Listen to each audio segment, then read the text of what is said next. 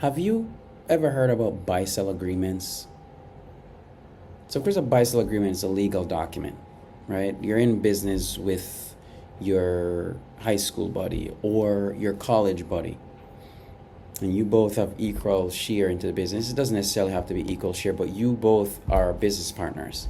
Now, typically, what happens is if, and I'm not going to go too much in legal terms, but if your partner passes away, their interest in the business ultimately gets passed through to their estate, and then their family, whether it's their spouse or kids, then inherit their business, the percentage of business, and now you're in your partners with that spouse or those kids who may not have had any doings with the business, so they're not familiar with it, but now you're partners with them.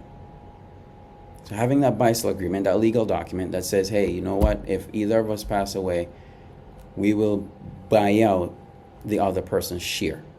So the family gets the money that, for the share of the business, and now the partner that's alive now is in full control of the business.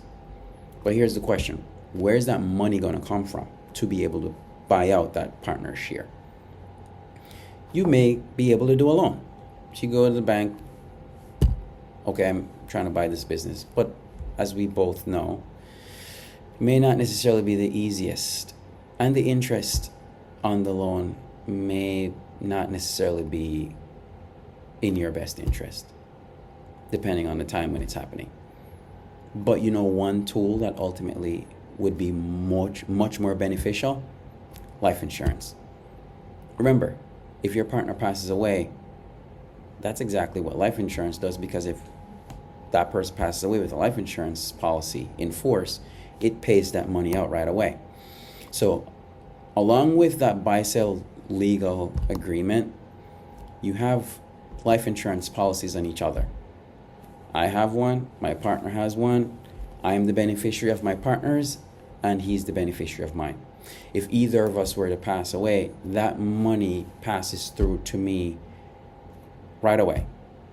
And now I am able to purchase the other share, buy out his share.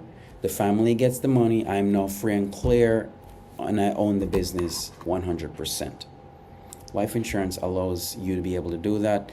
You can do a term policy to do that, but ultimately, if we live a long and healthy life and outlive the term, the policy may not be enforced. So having something permanent may make the most sense, unless that term policy is going to have the conversion privilege in order to convert if I outlive the term.